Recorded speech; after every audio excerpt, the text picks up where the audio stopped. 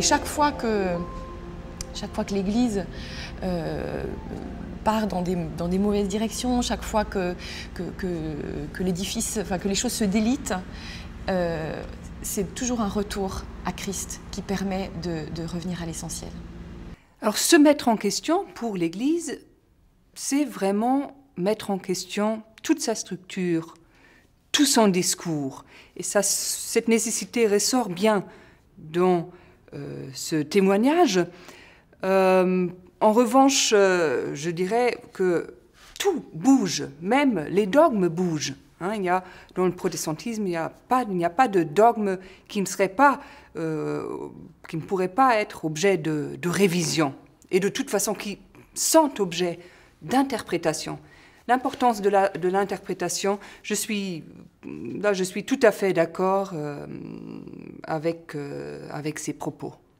Alors pour moi, c'est essentiel de vouloir être réformé et de se réformer, d'aller à l'intérieur de soi-même pour chercher, ou de soi-même comme Église, pour chercher quelles sont les réformes qui sont possibles, et aussi de regarder ce que la société nous pousse peut-être à faire comme réformation. Alors la société peut nous pousser dans une bonne direction, elle peut nous pousser dans une mauvaise direction.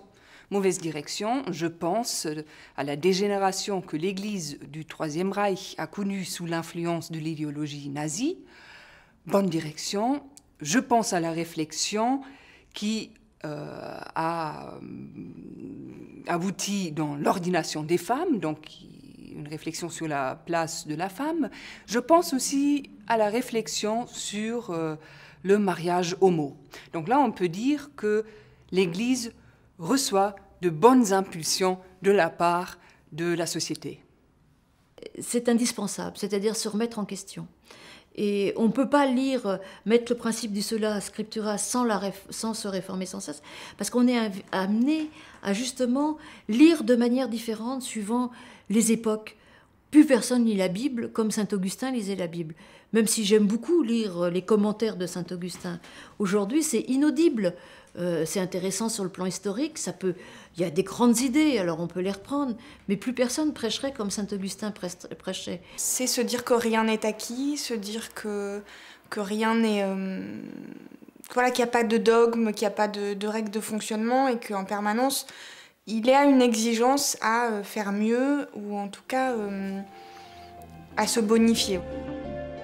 Selon la perspective protestante, le peuple qui constitue l'Église est composé de pécheurs justifiés. L'Église n'est donc pas une communauté parfaite en tant que diversité humaine. L'Église évolue positivement et négativement. Elle doit donc toujours se mettre en question pour voir si elle reste fidèle à son fondement, au Christ.